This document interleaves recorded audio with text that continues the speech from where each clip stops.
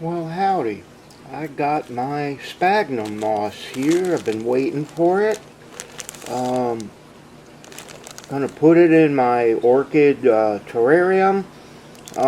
Did some research on Amazon. There were quite a few products there, but this one seemed to have the best reviews and seemed to be the one that a lot of orchidists were using, and supposedly it's very clean, and it looks like that. Some of the other ones I read about had sticks in them and all kinds of garbage. So what I'm going to do is take this, and I have a bucket of warm water here, and I'm going to soak it, and it's supposed to expand. I don't think I'm going to use it all. I think I'm going to use about half a brick. So this is what it looks like, and it doesn't seem to want to come off very easy, but give me a minute. So got it in the bucket. It's pretty loose.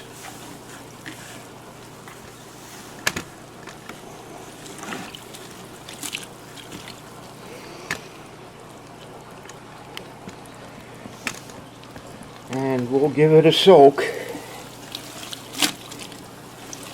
I don't know how long it has to soak for, but we'll let it get good and wet.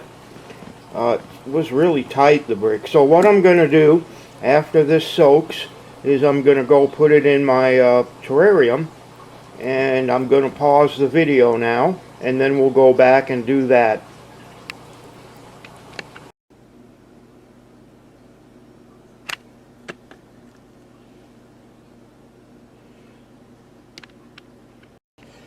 So we're back, and I got my orchids in this 20-gallon fish tank, and I put down a layer of sphagnum moss, and I think they're going to do good in here. So this tank has a layer of pebbles, and it has a bunch of basically it's some LECA and some grow stones and some old aquarium gravel, and there's some water in there, and then the sphagnum sits on top. And so we'll take a look in here. So what I tried to do, I didn't want to bury the plants in sphagnum. What I kind of wanted to do is just sort of wrap it a little bit around the top of the roots, and hopefully that way the roots will come up through the sphagnum moss, and everything will be good. What I have here in this corner, I have a Vanda, and over here I have a Cattleya, and I put those next to the glass because they like more light than most other orchids. I have this one is an Oncidium, and I don't know if it needs a lot of light or not. I have to look. I have a Dendrobium here and two Tolumnias, and I hope I'm saying that right. But anyway, I think these plants are going to be happy in here, and you know, time will tell. But the sphagnum was really clean. I found one small twig in there. All the rest of it was exactly what it was supposed to be.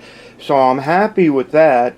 And so yeah, so this is a terrarium that's made in a 20-gallon fish tank.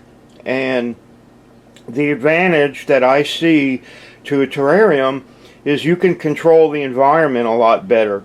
I mean, there's no way I could get my whole apartment up to a humidity level that orchids prefer. So by putting them in here, I have a kind of a microclimate, if you will. And I think they're going to be a lot happier growing in here.